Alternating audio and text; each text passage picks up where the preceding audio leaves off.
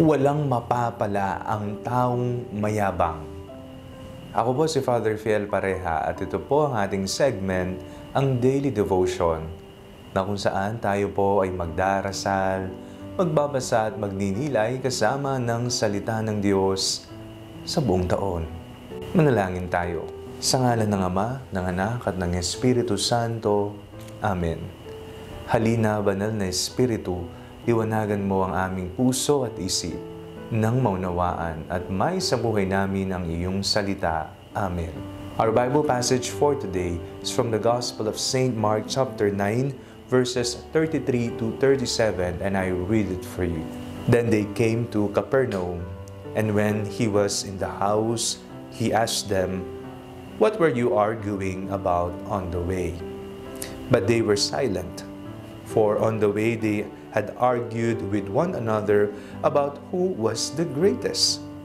He sat down, called the 12, and said to them, "Whoever wants to be first must be last of all, and servant of all."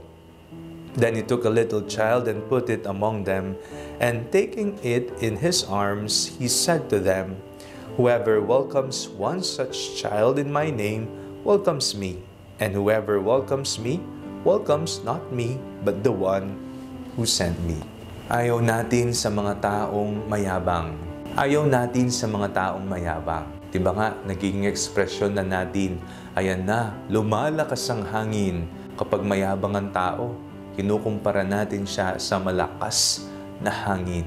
Na para bang siya lang ang bida, siya lang ang malakas, bubugawin niya ang lahat. Ayaw po natin sa mga taong mayabang. Pero, papaano kung ikaw ang taong mayabang? Napapansin kaya ng taong mayabang at mapagmataas na siya ay mapagmataas? May ideya kaya siya sa mga sinasabi niya sa kanyang kapwa? Kung papaanong nagiging barambado na siya sa kanyang salita? Kung papaanong tinataas na niya ang kanyang sarili at inaapakan na ang iba? May ideya kaya ang taong ito? Sa ating pong binasang Ebanghelyo, napakinggan po natin kung paano ang mga alagad ay nagdidiskusyon kung sino sa kanila ang pinakadakila.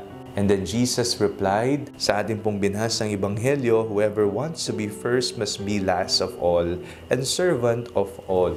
Sino ang pinakadakila? Ang mapakumbaba, ang nagsisilbi sa iba.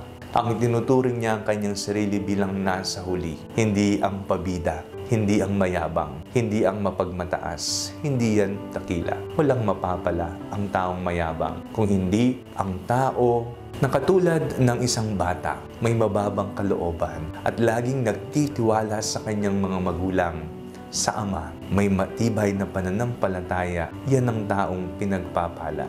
Ngunit ang taong mapagmataas, ang taong mayabang at mahangin, ano pang kanyang mapapala, kung hindi kapahamakan. Tayo pong lahat ay inaanyayahan na suriin ang ating sarili kung tayo ba ay tulad ng isang batang may kababaang loob at may matibay na pananampalataya sa Ama. At kung masuri nating tayo nga minsan o madalas ay nagiging mayabang, panahon na para tayo ay magbago. Panalangin tayo.